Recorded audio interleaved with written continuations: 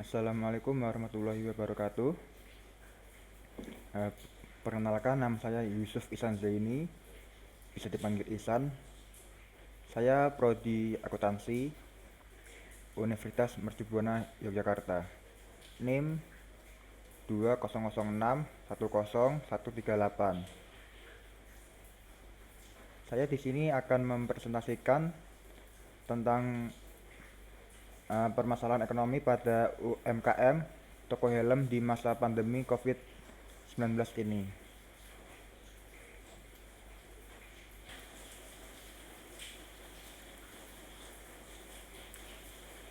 Indikator satu, mengidentifikasi sistem ekonomi yang ada. Kedua, mengidentifikasi sasaran ekonomi. Yang ketiga, mendeskripsikan peran atau keadaan pelaku ekonomi. Yang keempat, analisis sebab permasalahan. Yang kelima atau yang terakhir, solusi dari permasalahan ekonomi yang ada. Kegiatan ekonomi di toko helm milik Pak D. Ida. Beliau pertama kulakan dari distributor atau agen-agen yang di sekitar sana, kemudian didistribusikan ke milik beliau. Nah, di toko itu beliau berjualan secara offline di pinggir jalan yang letaknya ada di sekitar alun-alun Kaliwungu. Seperti itulah kegiatan ekonomi yang ada di toko helm tersebut.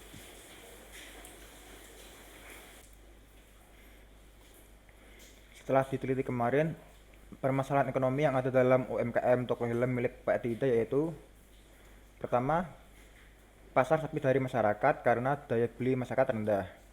Yang kedua, pemasaran kurang optimal. Yang ketiga, pembatasan sosial masyarakat atau banyak wilayah lockdown saat pandemi. Yang keempat, persaingan harga antar pedagang. Yang kelima, cicilan hutang bank. Ini yang pertama disebabkan oleh banyaknya daerah yang lockdown sehingga masyarakat susah dalam bekerja dan banyak masyarakat yang kena PHK sehingga pemasukan masyarakat rendah dan menyebabkan daya belinya rendah juga. Yang kedua itu uh, pemasaran yang dilakukan oleh Pak Dita yaitu secara offline. Pak Dita membuka toko hanya di tempat offline saja dan tidak di online kan. Jadi itu kurang maksimal dalam memasarkannya, dalam memasarkan produknya. Kemudian uh, persaingan harga antar pedagang yaitu misal di Pak Dita tuh harganya mahal, kemudian di lain dibanting setir sehingga menyebabkan anjloknya harga dan menyebabkan harga tersebut tidak sehat. Atau sebaliknya, di tempat lain mahal, di Pak Dita murah. Itu juga kurang sehat dalam persaingan harga. Kemudian cicilan hutang bank. Pak D juga memiliki hutang bank yang digunakan untuk membeli mobil dan untuk kulakan helm-helm tersebut. Mobil itu digunakan untuk alat transportasi beliau dalam mengambil barang dari agen untuk dibawa ke gudangnya beliau yang ada di toko tersebut. Kemudian yang pembatasan sosial itu menyebabkan jalur distribusi terhambat sehingga uh, untuk kulakan sedikit terganggu.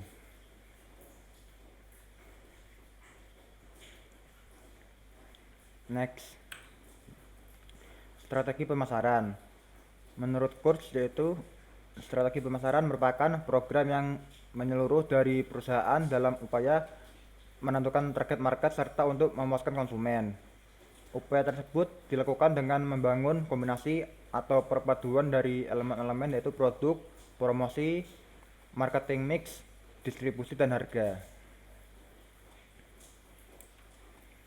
Kemudian pembatasan retail modern. Menurut Alam Santosa yaitu membatasi dan mengatur regulasi retail modern supaya persaingan harga-harga lebih sehat, sehingga toko-toko masyarakat di desa juga berputar ekonominya. Kemudian membatasi dan mengatur regulasi terkait retail modern juga melindungi pedagang-pedagang menengah ke bawah supaya omset penjualannya mereka tidak menurun.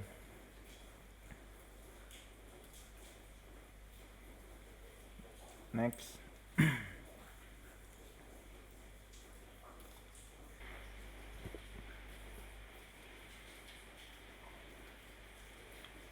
Solusi dari permasalahan ekonomi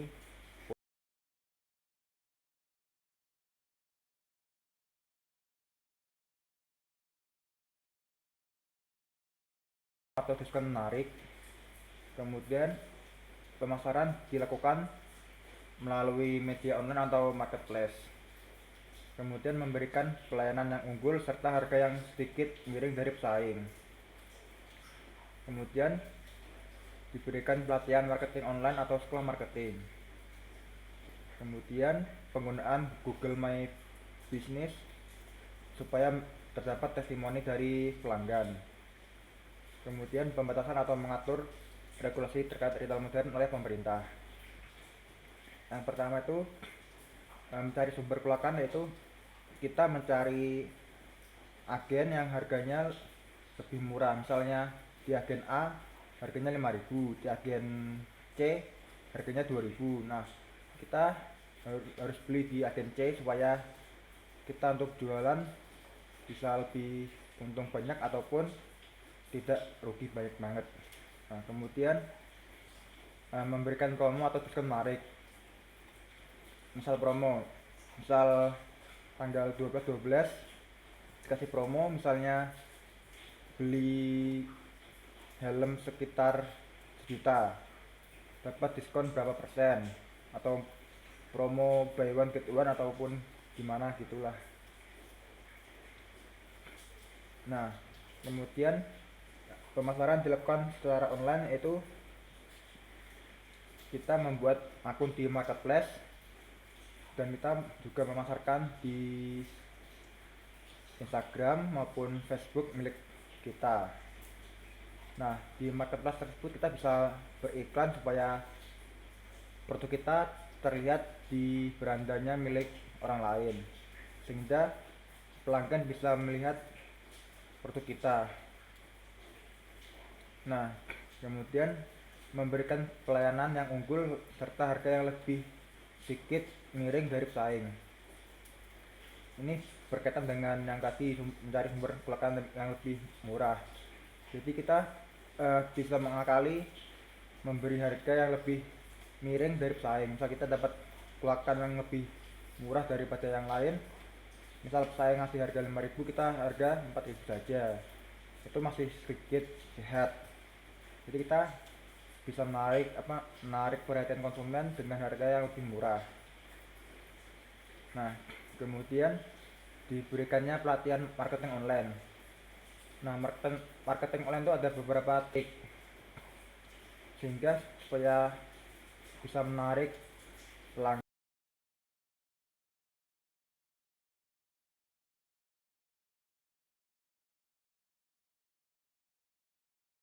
Bisnis yaitu kita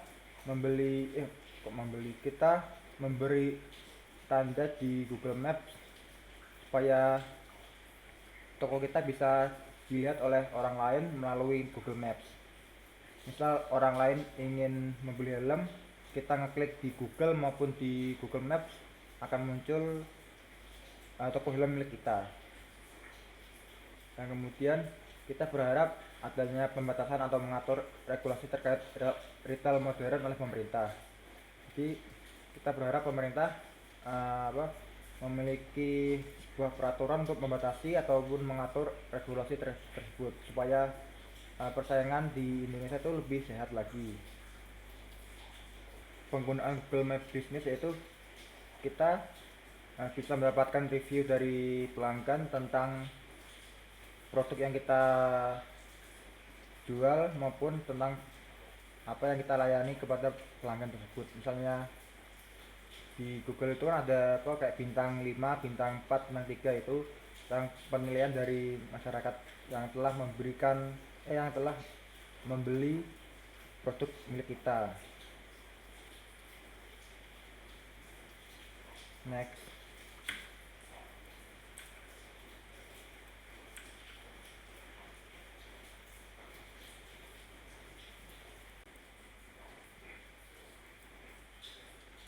Kemudian diberikannya pelatihan sekolah marketing untuk pelaku ekonomi tersebut. Yang pertama itu pemberian diskon. Pemberian diskon itu ada beberapa macam. Di antaranya yaitu diskon bersyarat, kemudian diskon tunai, kemudian diskon kredit maupun debit. Nah, yang diskon bersyarat itu misal kita disyaratkan untuk membeli helm sebanyak 10 helm, kemudian kita mendapatkan diskon berupa cashback maupun potongan harga. Nah, kemudian diskon tunai itu misalnya kita membeli helm di toko Pak D, misal nominalnya itu sebesar 30 juta secara cash. Nah, jika dibayar secara tunai cash tersebut mendapatkan diskon berapa persen ataupun diskon cashback berapa persen juga. Nah, kemudian diskon kredit maupun debit itu ketika si pelanggan membeli helm ataupun lainnya di toko helmnya Pak D menggunakan kartu kredit maupun kartu debit dapat potongan harga ataupun cashback berapa persen gitu. Misal ada diskon dari Mandiri. Nah, ketika si pelanggan menggunakan kartu Mandiri mendapatkan diskon sebesar 3% dari harga dia beli tersebut. Kemudian marketplace. Marketplace itu terdapat beberapa materi, yaitu pengenalan teknologi ataupun akun marketplace tersebut. Nah, jadi kita mengenalkan kepada subjek pelaku tentang teknologi itu dan akun tersebut, karena tiap marketplace itu berbeda sistem maupun berbeda template teknologinya, jadi harus dikenalkan secara benar-benar sebelum menggunakannya. Kemudian copywriting itu kita harus membuat tulisan maupun kata-kata untuk menarik pelanggan untuk membeli produk milik kita. Misalnya di caption tuh kita harus membuat caption yang menarik pelanggan tersebut supaya pelanggan ini tertarik. Oh, misalnya ini ada diskon berapa persen, setelah itu pelanggan tersebut untuk membeli milik kita. Kemudian SEO atau Search Engine Optimization yaitu untuk keyword yang dicari oleh konsumen kita.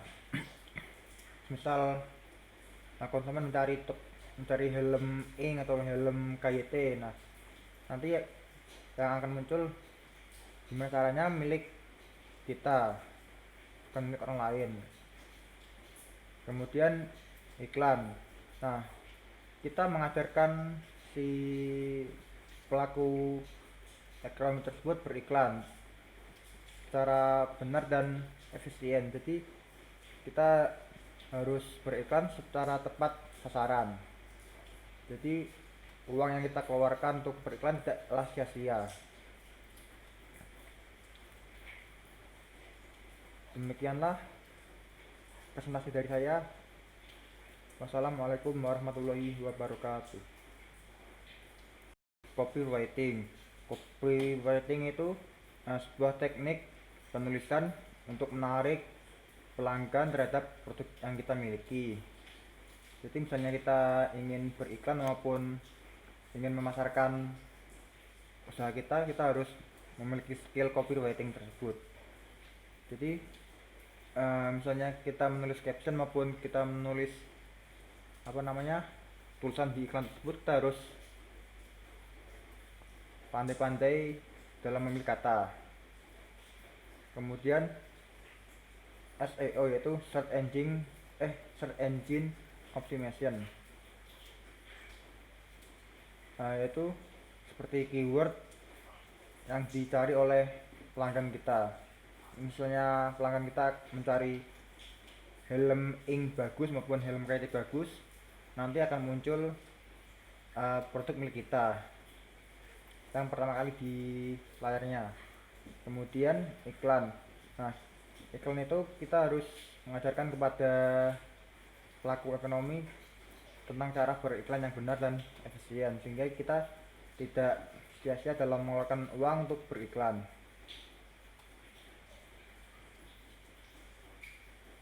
Sekian presentasi dari saya, semoga solusi yang saya beri bisa diterapkan dalam mengatasi permasalahan ekonomi yang ada di dalam toko helm milik Pak Dita tersebut. Terima kasih. Wassalamualaikum warahmatullahi wabarakatuh.